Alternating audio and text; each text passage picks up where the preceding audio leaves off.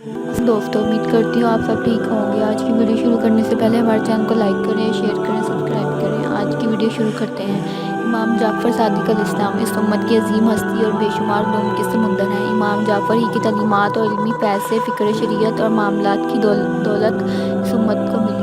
امام کا علم صرف فقہ حدیث اور علم الکلام تک ہی محدود نہیں تھا، بلکہ فزکس، کیمیا، طب اور بے شمار علوم کی ابتدا بھی آپ ہی سے ہوئی۔ جعفر صادق صرف امام عرب ہی نہیں بلکہ مغربی دنیا اور یورپی ممالک نے آپ کے علم کو تسلیم کیا ہے اور آپ کی لکھی ہوئی کتابوں کو اپنی زبان میں ترجمہ کر کے جدید سائنس کی بنیاد رکھی۔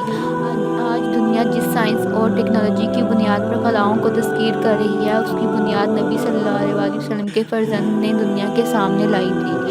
امام جعفر بن محمد ربیع الاول 80 ہجری میں مدینہ منورہ میں پیدا ہوئے۔ آپ کے والد محمد باقر اور دادا امام سجاد عبادت گزاروں کے امام تھے۔ نبی صلی اللہ علیہ وسلم کے نواسے امام حسین کی اولاد تھے۔ 12 برس آپ نے اپنے جد امام سجاد کے زیر سایہ تربیت پائی۔ اس وقت واقعہ کربلا کو صرف 12 سال گزرے تھے جب امام جعفر کی پیدائش ہوئی، لہٰذا مدینہ منورہ اور خاندان رسول صلی اللہ علیہ وسلم میں دن رات شہادت حسین کا تذکرہ اور اس غم میں گریہ زاری کی آوازیں سنائی دیتی تھیں۔ چنانچہ امام جعفر نے بھی عمر بھر اپنے جد مظلوم امام حسین کی یاد قائم رکھنے کی کوشش کی۔ جب آپ جوان ہوئے تو اس وقت دمشق میں اموی بادشاہ ہشام بن عبد الملک کی حکومت تھی۔ علم اور حکمت امام جعفر کو وراثت میں ملی تھی۔ آپ آل محمد کے چشم و چراغ تھے۔ تمام عالم اسلام میں آپ کی علمی جلالت کا شہرا تھا، یہاں تک کہ آپ کے شاگردوں کی تعداد 4000 تک پہنچ گئی تھی، جن میں فقہ کے علماء، تفسیر کے متخصص اور قاضی بھی شامل تھے۔ آپ کے دربار میں یہود اور نصارہ بھی آیا کرتے تھے، دہریہ اور قدریہ بھی آتے تھے اور اگر سوالات پیش کیا کرتے تھے اور امام ان سے مناظرہ کیا کرتے۔ سوال یہ اٹھتا ہے کہ امام جعفر کو اتنے سارے علوم میں دسترس کیسے حاصل تھا؟ دراصل مورخین کا ماننا ہے کہ امام نے کسی مدرسہ میں تعلیم حاصل نہیں کی اور نہ ہی کسی استاد سے علم سیکھا، بلکہ آپ کا علم نسل در نسل سینے سے منتقل ہوتا رہا۔ اس سے ثابت ہوتا ہے کہ امام نے جس علم کی روشنی دنیا کے سامنے بکھیری وہ دراصل محمدی علم تھا۔ آپ کے دربار میں اسلامی علوم کے علاوہ ریاضی، فلکیات، فزکس اور کیمسٹری سمیت تمام جدید علوم کا ذکر ہوا کرتا تھا۔ امام اس کائنات کے رازوں سے پردہ اٹھاتے اور لوگوں کو جہالت اور گمراہی سے بچانے میں کوشاں رہتے۔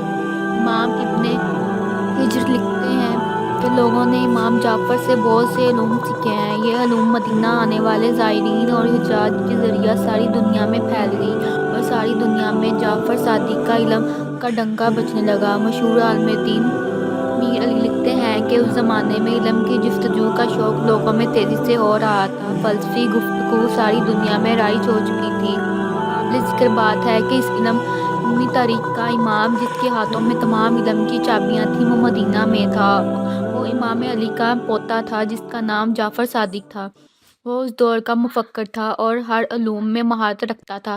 اہل سنت کے دو بڑے امام ابو حنیفہ اور امام مالک نے کئی سال امام جعفر کی خدمت میں گزارے اور آپ سے علم حاصل کیا، جسے فقہ کی دو بڑی مکتب کی بنیاد پڑی۔ اس ترقی یافتہ دنیا میں ہوا میں اڑتے جہاز، خلا میں منڈلاتے سفینوں سے لے کر سمندر میں تیرتی کشتیوں، مشینیں اور دوائیاں، ہر چیز علم کیمیا کی دین ہے اور علم کیمیا کی بنیاد امام جعفر کے شاگرد پاس جابر بن حیان نے رکھی، جنہیں فادر آف کیمسٹری کے لقب سے پکارا جاتا ہے۔ جابر بن حیان نے قریباً 500 کتابیں صرف علم کیمیا پر لکھی، جنہیں آج بھی یورپ کی یونیورسٹیوں میں پڑھایا جاتا ہے۔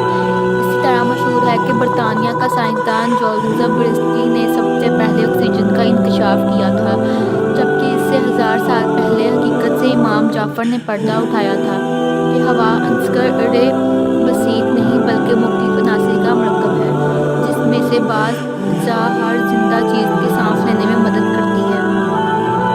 ریفلیکشن آف لائٹ کے متعلق بھی سب سے پہلے امام جعفر نے فلسفہ پیش کیا۔ ریفلیکشن آف لائٹ کے متعلق امام کے نظریات کتابوں میں موجود ہیں۔ بعد میں صلیبی جنگوں کے دوران یہ نظریہ یورپ پہنچا اور 11ویں صدی میں روجر بیکن نے اس پر تحقیق کی اور ٹیلیسکوپ کی ایجاد کر دی۔